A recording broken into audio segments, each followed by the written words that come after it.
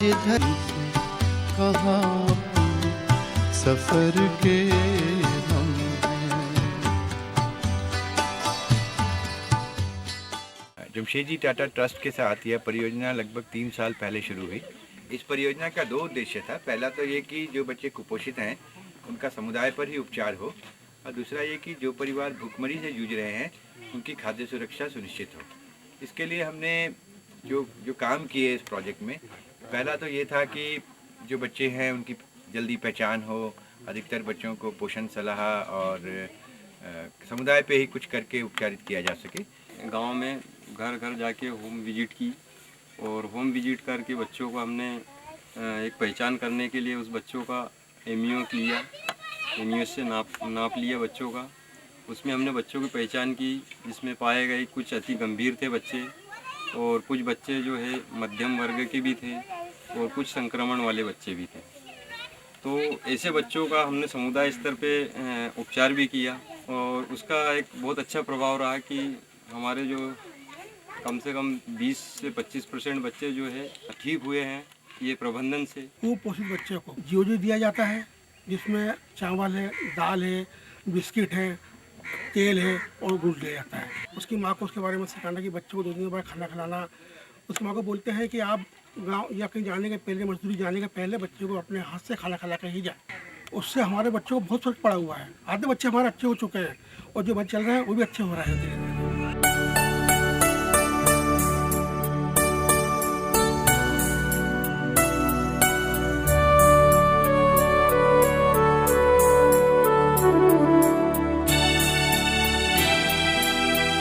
खाद्य सुरक्षा के लिए हमने ये किया कि लोग वापस अपने परंपरागत अनाजों की ओर लौटें, और इसके लिए हमने एक और ये भी काम किया कि जो 5 तरह के परिवार हमने परियोजना के शुरू में चुने थे, वो 5 तरह के परिवार जो सबसे खाद्य असुरक्षित है। पहले वो जिन घरों में कुपोषित बच्चे हैं, दूसरा जो परिवार पलायन करते हैं, तीसरा जो परिवार भूमिहीन है, चौथे वो परिवार जहाँ पर एकल या विधवा महिलाएं हैं, या जहाँ पर वृद्ध या विकलांग लोग हैं।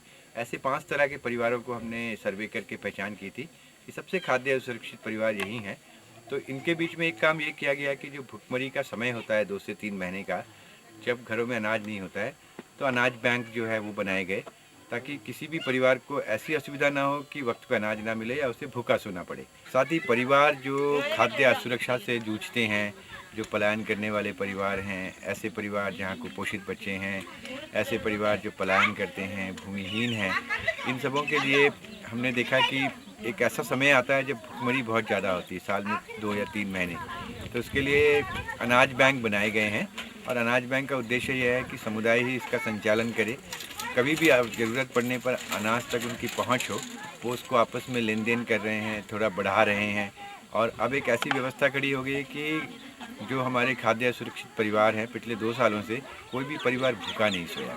हमने इस बंधन ने ये विजयी बांटा, 2-2 पाई, 4-4 पाई जैसा कुटकी का विजयी दिया, तो उसका ये बोने से उनका कुटकी अच्छा निकला आपकी वर्ष से कुटकी का। अच्छा। तो ये जैसा और इसको बढ़ावा करने के लिए और विजयी रख के हम आगे और दूसरे किसान को भी आगे बढ़ाने का वो कर रहा है। नहीं तो ये गमेलदा कुटकी वगैरह बोने नहीं लगा, लेकिन इस बंधन के माध्यम से आप कुटकी को आगे और बढ़ोतरी कर रहा है विजयी को।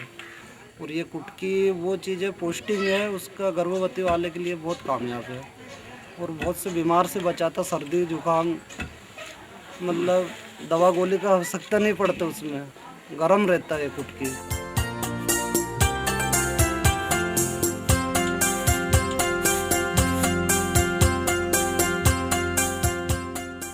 दूसरा, हमने आंगनवाड़ी के साथ ये काम किया कि आंगनवाड़ी अगर सुंदर बनाए खिलौनों से या उसकी रंग रोगन से, तो बच्चे अधिक देर वहाँ टिकते हैं।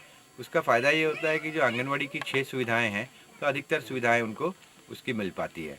हाँ, पहले तो आंगनवाड़ी में बच्चों की उपस्थिति कम थी। शुरू में आंगनवाड़ी में कुछ पोषण आहार थोड़ा सा मिलता था, उसकी वजह से बच्चे कम आते थे। पर स्पंदन समाज सेवा जब से हमारे से जुड़ी है, जब से हमारे पास खिलौने वगैरह, उन्होंने हमको सब सुविधा दी, जब से हमारी उपस्थिति भी अच्छी बढ़ गई और अच्छी आंगनवाड़ी भी चल रही, बच्चे भी अधिक मात्रा में आने लगे, पोषण आहार वितरण होता है।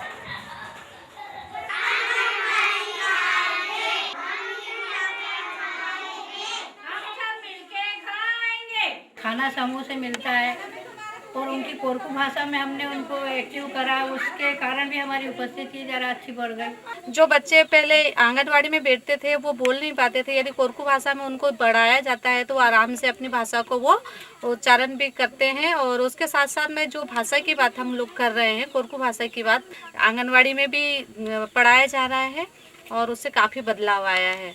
हाँ, कोरकू भाषा में सब पूरी गिनती सिखाते, अनाराम सिखाते। कोरकू भाषा में सब उनका पहले कोरकू भाषा में करते, फिर उसका हिंदी वर्ण करते।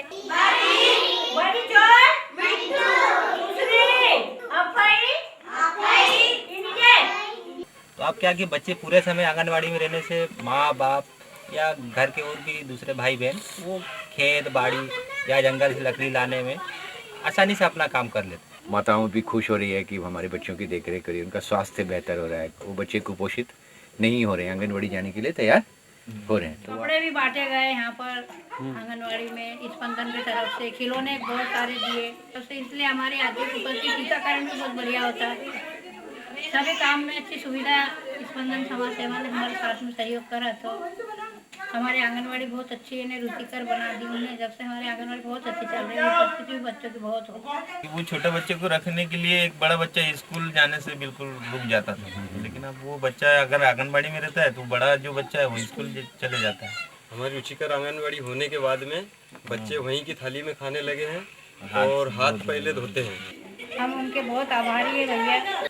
और तीसरा काम जो हमने ये किया कि हम ये कह रहे हैं, नीतिगत बदलाव की हम बात कर रहे हैं कि कोरकू अभी भी बहुत पिछड़ी अवस्था में है, आर्थिक और सामाजिक रूप से बहुत पिछड़े हैं, पलायन है, उनके पास रोजगार नहीं है, खाद्य असुरक्षा है, कुपोषण है। इसलिए कोरकू को भी जो है प्राचीन आदिम जाति का दर्जा मिलना चाहिए। इसके लिए राज्य स्तर तक हम PTG का दर्जा एक तरह से कोरकू समुदाय के लिए बहुत ही ज़रूरी है, क्योंकि बहुत सारे योजनाएं अब उनका अभी छूट रहा है नहीं मिलने से।